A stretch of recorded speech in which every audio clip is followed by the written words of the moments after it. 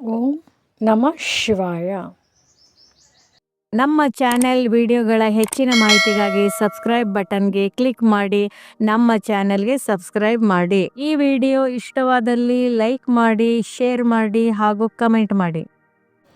ವಾಣಿ date 9/4/2026. ಪ್ರಾತಃ ಮುರಳಿ. ಓಂ ಶಾಂತಿ. ಬಾಪ್ ದಾದಾ ಮಧುಬನ. ಮಧುರ ಮಕ್ಕಳೇ, ನೀವೀಗ ಸತ್ಯ ತಂದೆಯ ಮೂಲಕ ಸತ್ಯ ಮಾತುಗಳನ್ನು ಕೇಳಿ ಪ್ರಕಾಶತೆಯಲ್ಲಿ ಬಂದಿದ್ದೀರಿ.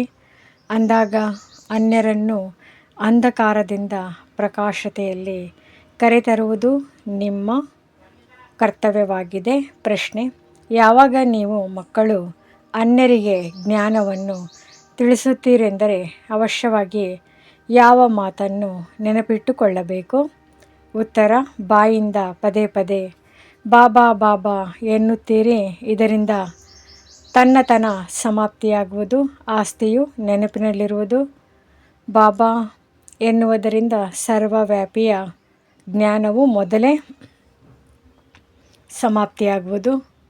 ಒಂದು ವೇಳೆ ಯಾರಾದರೂ ಭಗವಂತನು ಸರ್ವವ್ಯಾಪಿ ಎಂದರೆ ಹೇಳಿ, ತಂದೆಯು ಎಲ್ಲರಲ್ಲಿಯೂ ಇರಲು ಹೇಗೆ ಸಾಧ್ಯ? ಗೀತೆ: ಇಂದು ಮನುಷ್ಯರೆಲ್ಲರೂ ಘೋರ ಅಂಧಕಾರದಲ್ಲಿದ್ದಾರೆ. ಓಂ ಶಾಂತಿ. ಮಕ್ಕಳು ಏನು ಹೇಳಿದರು ಮತ್ತು ಯಾರನ್ನು ಕರೆದರು?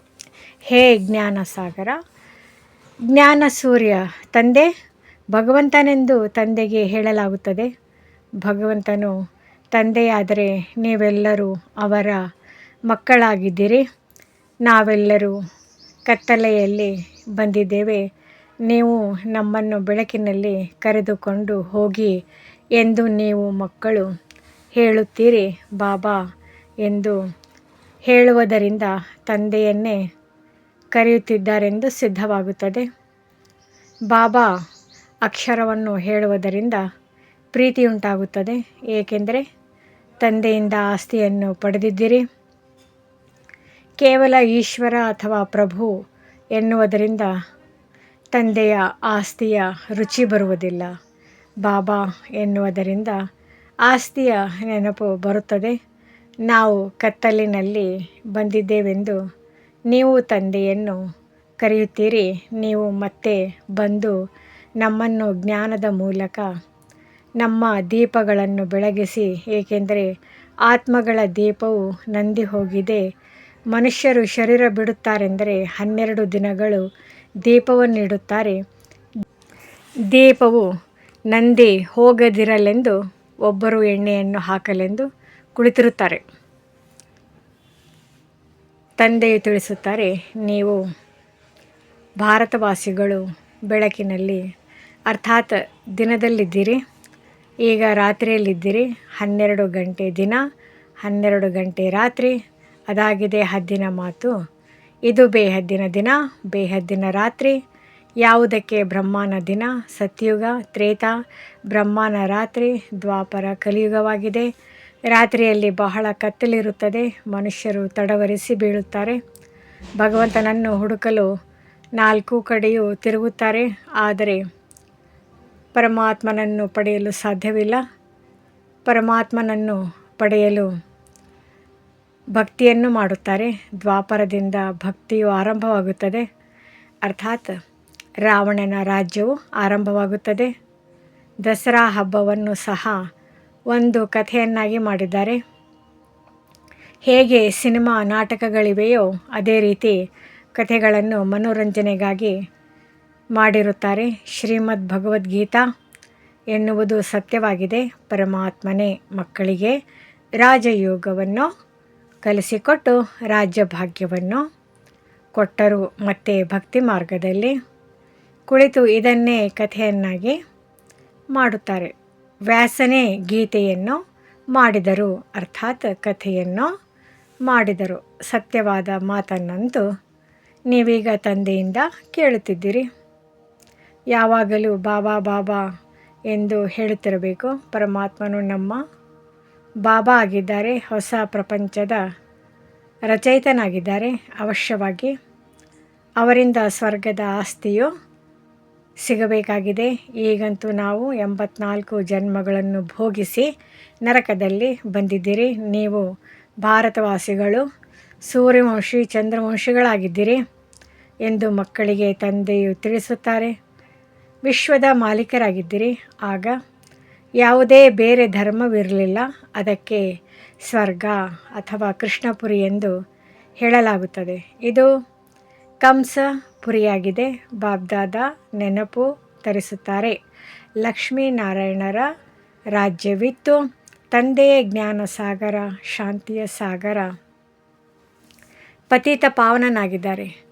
ಗಂಗೆಯ ನೀರಲ್ಲ, ಎಲ್ಲ ವಧುಗಳ ವರನು ಒಬ್ಬರೇ ಭಗವಂತನಾಗಿದ್ದಾನೆಂದು ಮನುಷ್ಯರಿಗೆ ಗೊತ್ತಿಲ್ಲ. ಆತ್ಮಗಳ ತಂದೆಯು ಯಾರು ಎಂದು ಕೇಳಿದರೆ ಎಲ್ಲರೂ ತಬ್ಬಿಬ್ಬಾಗಿ ಬಿಡುತ್ತಾರೆ.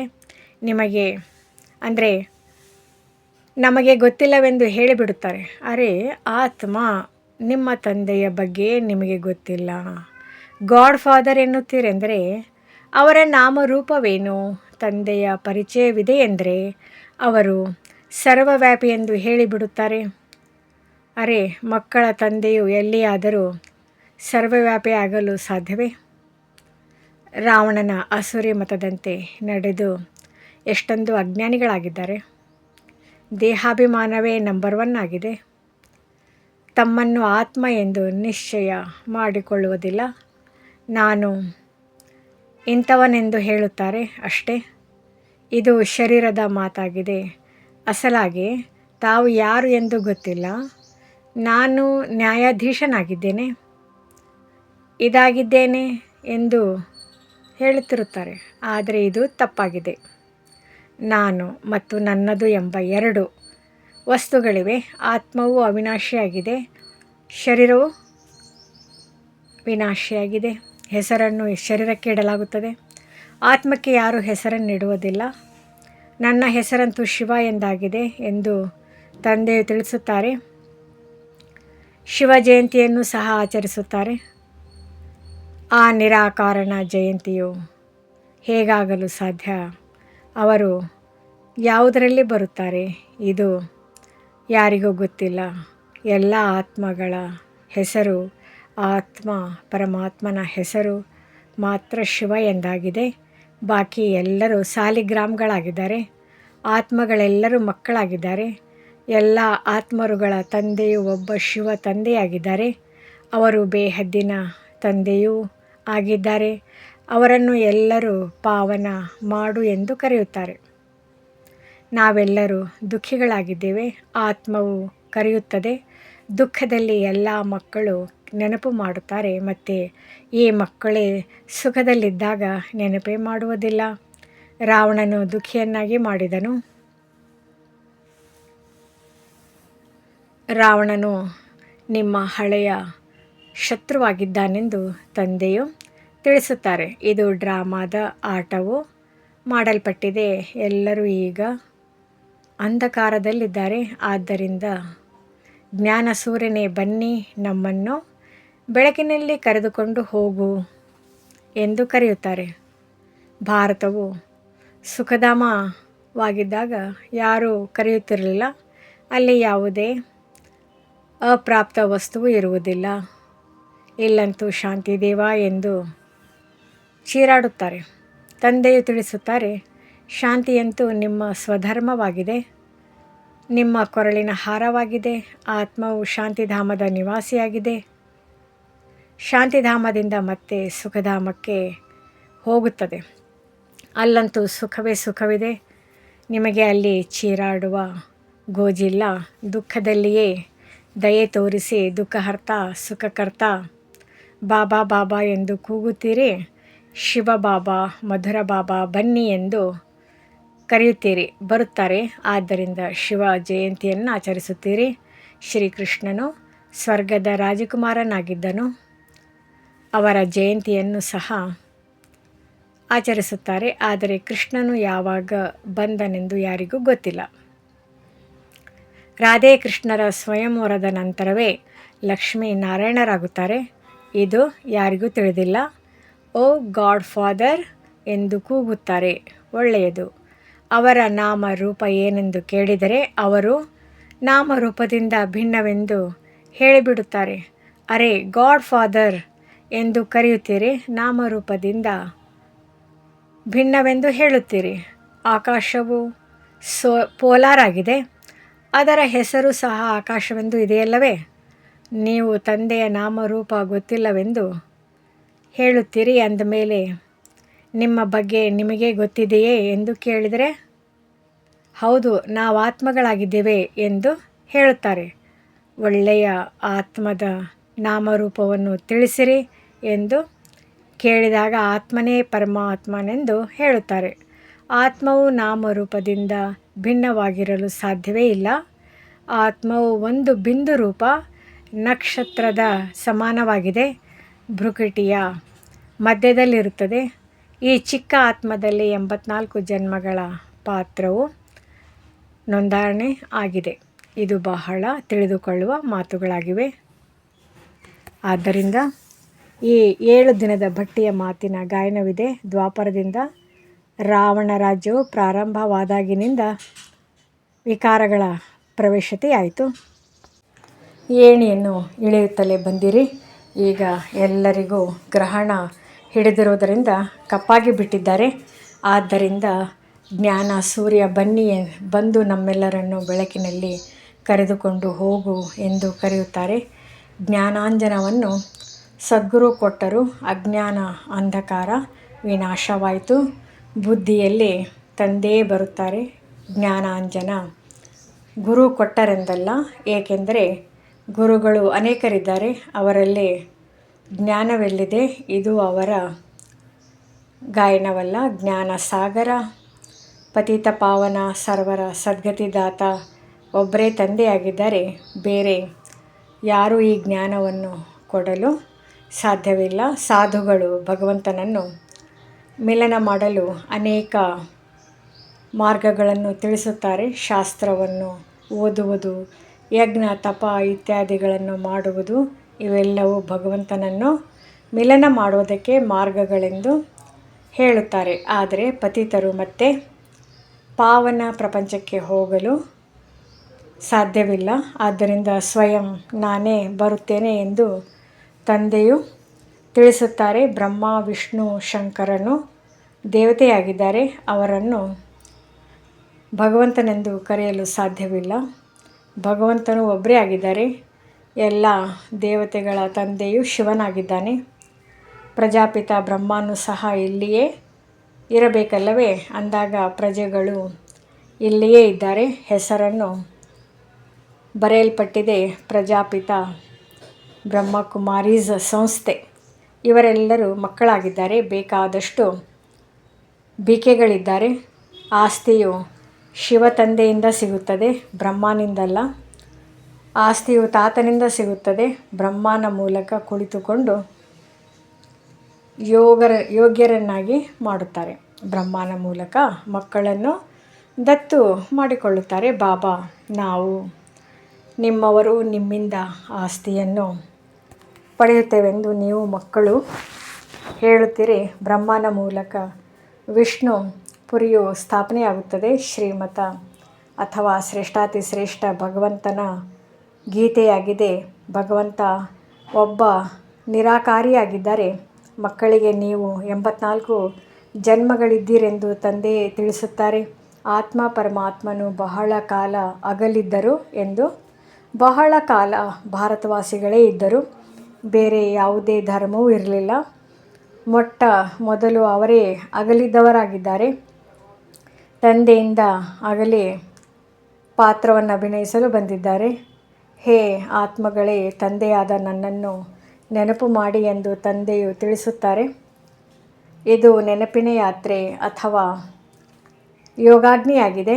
ತಲೆಯ ಮೇಲೆ ಯಾವ ಪಾಪಗಳ ಹೊರೆ ಇದೆಯೋ ಅದು ಯೋಗದ ಅಗ್ನಿಯಿಂದಲೇ ಭಸ್ಮವಾಗುವುದು. ನೀವು ಚಿನ್ನದ ಯುಗದಲ್ಲಿದ್ದಿರಿ, ಈಗ ಕಬ್ಬಿಣದ ಯುಗದಲ್ಲಿ ಬಂದಿದ್ದೀರಿ.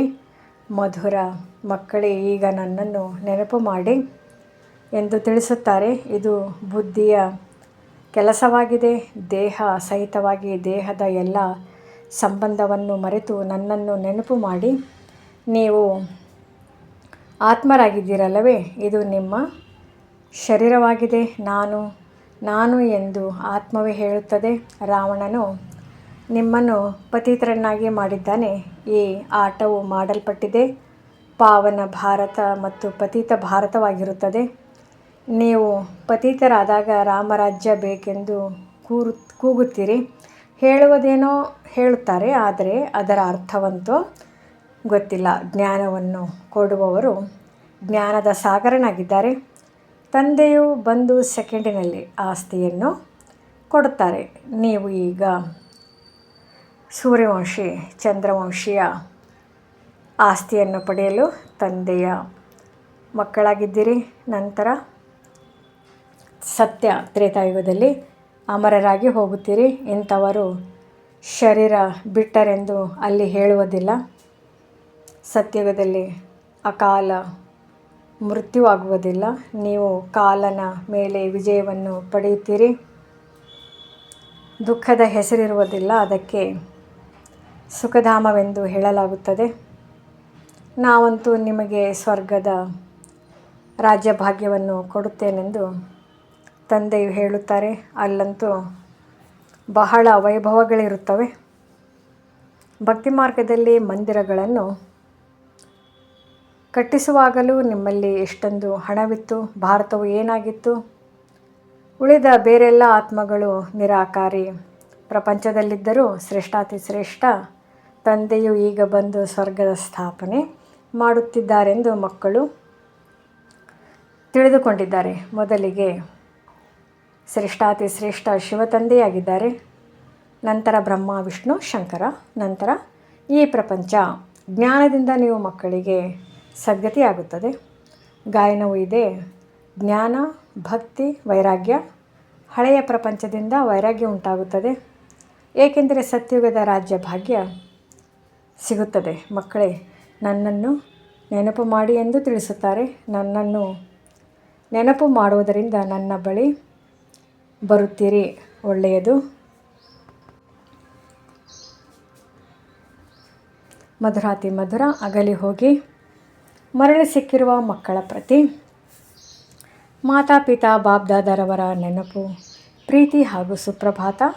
ಆತ್ಮಿಕ ಮಕ್ಕಳಿಗೆ ಆತ್ಮಿಕ ತಂದೆಯ ನಮಸ್ತೆ. ಧಾರಣೆಗೋಸ್ಕರ ಮುಖ್ಯ ಸಾರ.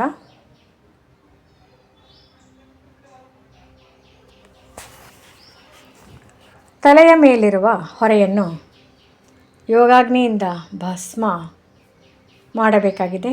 ಬುದ್ಧಿಯಿಂದ ದೇಹ ಸಹಿತ ದೇಹದ ಎಲ್ಲ ಸಂಬಂಧಗಳನ್ನು ಮರೆತು ಒಬ್ಬ ತಂದೆಯನ್ನು ನೆನಪು ಮಾಡಬೇಕು.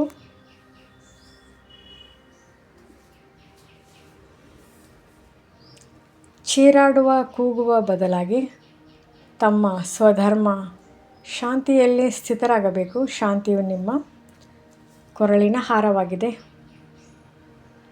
ದೇಹಾಭಿಮಾನದಲ್ಲಿ ಬಂದು ನಾನು ಮತ್ತು ನನ್ನ ಶಬ್ದವನ್ನು ಹೇಳಬಾರದು. ಸ್ವಯಂ ಅನ್ನುವ ಆತ್ಮ ನಿಶ್ಚಯ ಮಾಡಿಕೊಳ್ಳಬೇಕು.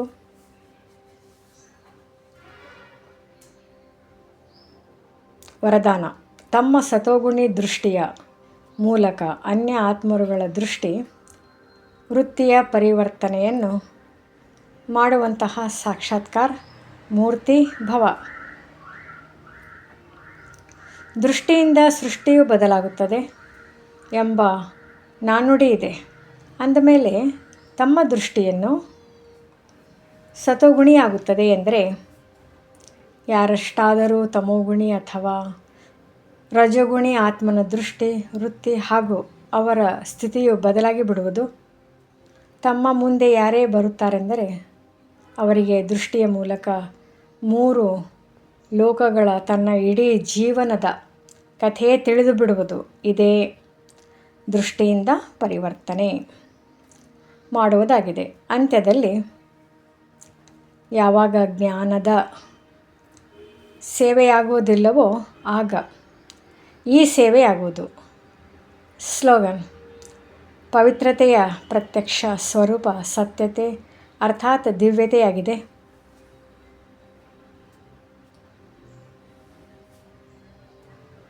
ಅವ್ಯಕ್ತ ಸೂಚನೆ. ಮಹಾನರಾಗಲು ಮಧುರತೆ ಮತ್ತು ನಮ್ರತೆಯ ಗುಣ ಧಾರಣೆ ಮಾಡಿ.